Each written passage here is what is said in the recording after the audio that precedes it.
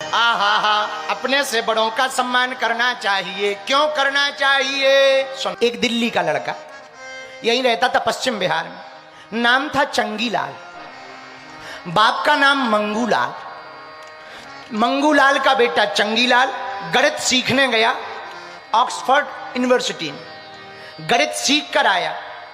माँ, हमने मैथ में बहुत अच्छे नंबर पाए और हम गणित में बहुत गुणज्ञ हो गए। माँ ने कहा बहुत अच्छा है। माँ बहुत दिन बाद बेटा घर आया तो माँ ने एक प्लेट में लड्डू रखे, ले बेटा लड्डू खा, 2 लड्डू हैं खा ले। बेटा ने सोचा माताजी को गणित का चमत्कार दिखा दें। माँ एक बात बताओ, प्लेट में कितने लड्डू हैं? बेटा प्लेट में 2 लड्डू हैं। झूठ माँ, यही तो हमने पढ़ाई की है, तुम्हारी प्लेट में हम 3 लड्डू सिद्ध करके बताएंगे। चाहे जितनी बड़ी पढ़ाई कर ले पर लड्डू तो 2 ही है। माँ पढ़ाई हमने यही की, हम ये 2 के 3 लड्डू सिद्ध कर देंगे। अच्छा बेटा करके बता। बेटा बोला माँ गिनो। माँ ने 1 पे उंगली रखी, 1, दूसरे पर उंगली रखी, 2। बेटा बोला बस माँ, 2 और 1 हो गए 3।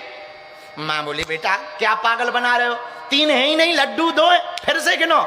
माँ ने फिर 1, 2 और 2 और 1 जोड़ का सिद्धांत है। देखो 3 लड्डू हैं कि नहीं है। लेकिन बगल में बाप बैठा था, बाप का नाम मंगूलाल। मंगूलाल बोला बेटा तू सही कह रहा है, तेरी माँ बुद्धू है, उल्लू है, बिना पढ़ी लिखी है, लड्डू 3 ही हैं। 1 लड्डू उठा के उसने अपनी पत्नी को दिया, 1 लड्डू खुद ने खा लिया। बाप बोला बेटा 1 हमने खा लिया, 1 तेरी माँ ने खा लिया, अब तीसरा तू खा लेना।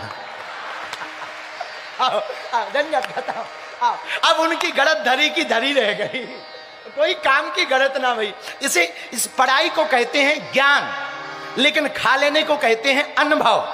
यही हनुमान जी के पास है। हनुमान जी के पास जोश है तो होश है, इसलिए हनुमान जी सुन किसकी रहे? जामवंत जी। जामवंत जी हैं बूढ़े, हनुमान जी हैं ज्ञान गुण सागर, और जामवंत जी के पास है अनुभव। इसलिए जो जवान अपने से बड़ों की बात सुनेगा वो लंका में भी जा करके राम नाम का डंका बजा करके आएगा।